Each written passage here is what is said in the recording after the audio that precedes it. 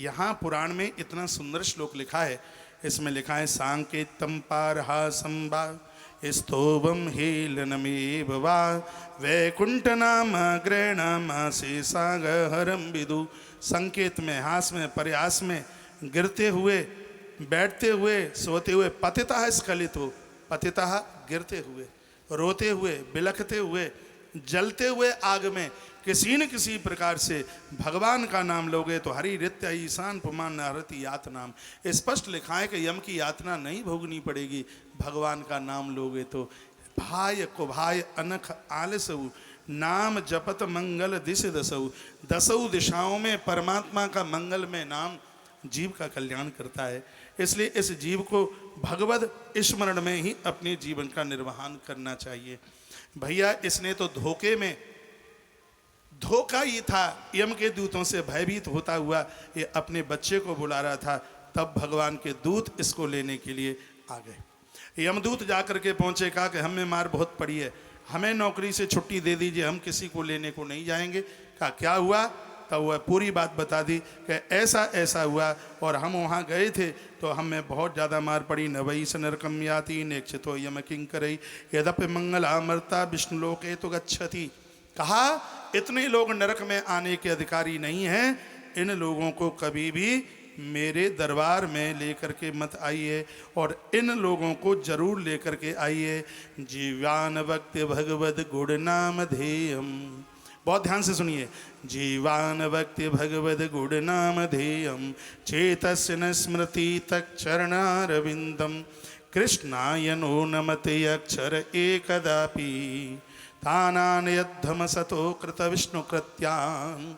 कहा, यमराज ने कहा कि सुनिए, न भक्तिम जिव्या भगवद नाम गुणानुधेयम, जिनकी जिव्या कभी भगवान के नाम का गुणानुवादन नहीं करती, बिना सोचे विचारे उसको पटक करके लेकर के आ जाना मेरे पास में। जो मठ मंदिरों में कभी वंदन प्रणाम नहीं करते, जो माता पिता को, गुरुजनों को, महापुरुषों को कभी प्रणाम नहीं करते, कृष्णाय नो नमते अक्षर एकदापि। यहाँ कथा भागवत की चल रही है इसलिए यहाँ कृष्ण शब्द लिखा है। यदि ये शिव पुराण होता तो यहाँ शिव शब्द लिखा होता, यदि ये वाल्मीकि रामायण होता तो यहाँ पर राम शब्द लिखा होता। यहाँ कृष्ण शब्द इसलिए लिखा है क्यों कथा भागवत की है। यहाँ कृष्णाय नो नमति अक्षर एकदापि, इससे अर्थ ये समझ लेना है कि देवी देवताओं के चरणों में जिनका मस्तिष्क कभी झुकता नहीं है, उनको घसीट करके पकड़ करके मेरे यहाँ ले आना। संतों ने कहा है, महापुरुषों ने कहा है कि देवालय के सामने से आप निकलते हैं, मंदिर तक जाने के लिए आपके पास समय नहीं है, तो मंदिर के ऊपर, गुम्मट के ऊपर जो लगा हुआ कलश है उसका दर्शन कर लें। जो मंदिर के ऊपर लगा हुआ कलश उसका दर्शन करते हैं, उनको देवताओं की प्राण प्रतिष्ठा करने का फल प्राप्त होता है।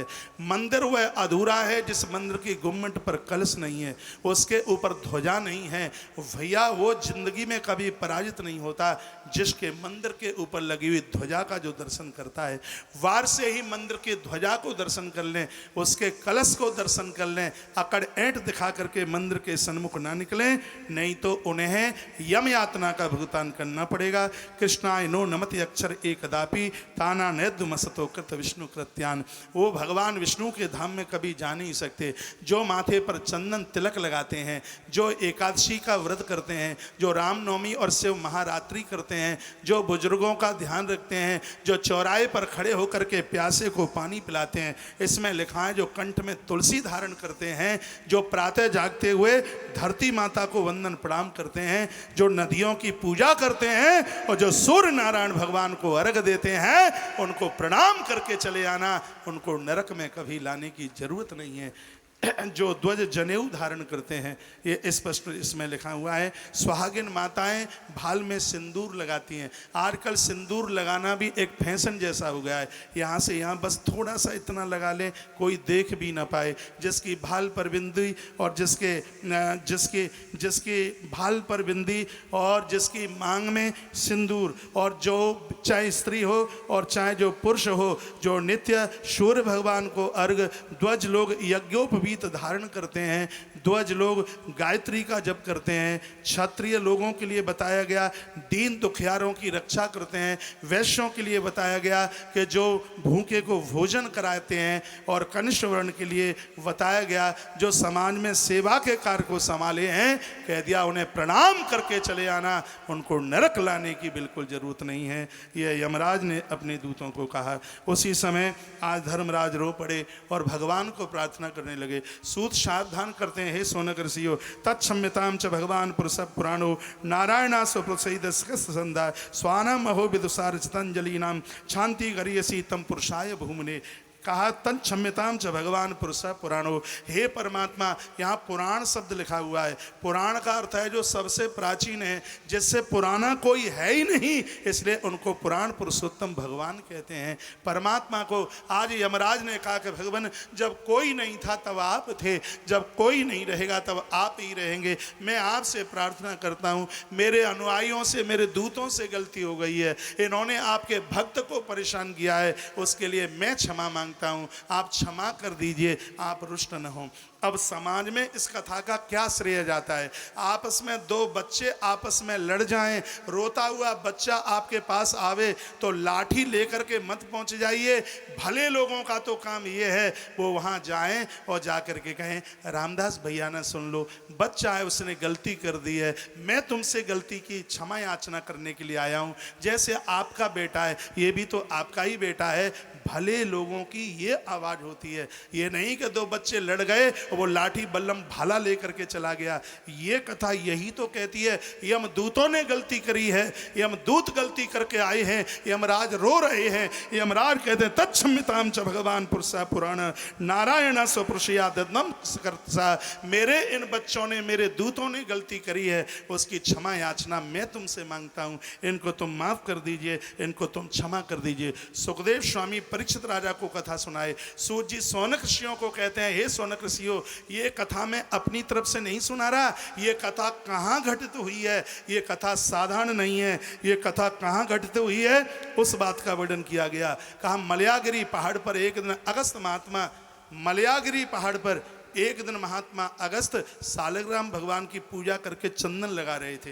ये इन्हीं श्लोकों में इस बात का वर्णन किया गया है का पुनर्विशिष्ट माया गुणे श्रमते बिंदवा स्वर्ण्यस्तु कामस्तु दुय इम किंकरास्ते नेवासुदनम मलयागिरी पहाड़ अगस्त सालग्राम पूज्यते।